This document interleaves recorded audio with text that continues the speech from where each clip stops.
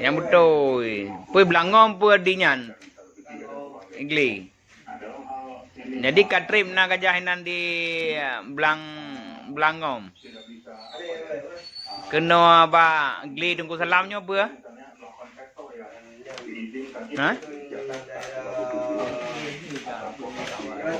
Belanjeruan.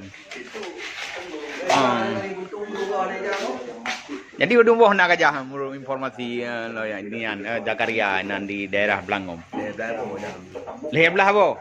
Nyan nan pu tharum budeng kau. Apa tharum budeng ai rumput ada yang ni.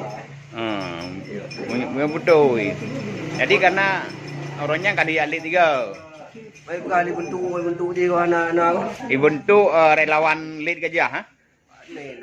Bentuk relawan lead peng. Jadi yang betul. Jadi ini sementara yang di daerah Blang. Ni gajah ada dari cerah apa tadi. Jadi dari Blangom ijak kena dua. Dua aja, ha? Belangjuan. Belang mana? Jadi daerah-daerahnya daerah permainan gajah emang. Jadi orangnya kali ya alit tiga, dia iwo lomba balik kena nyalo ya.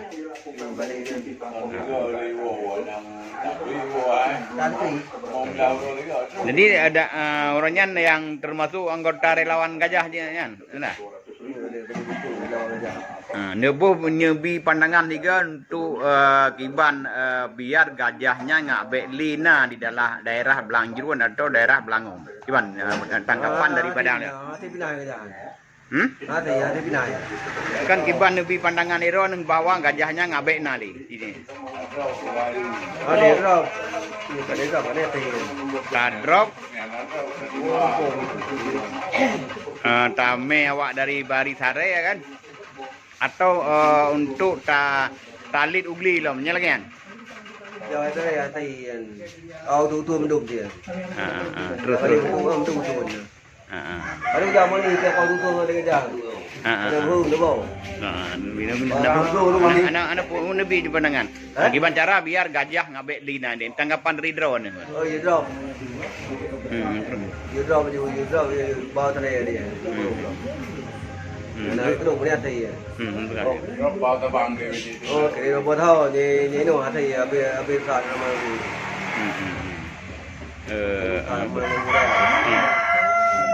Bawa dinah itu.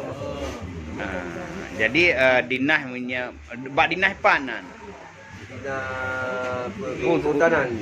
Di Sigli pun Iban Aceh dah kan. Sigli. Jadi lagian ke tanggapan daripada yang bentuk relawan gajah di Amun Masjid, mungkin itulah harapan daripada para petani dan pekebun di daerah Gampung Amun Masjid, Kecamatan Gelompang 3. Sekian dan terima kasih.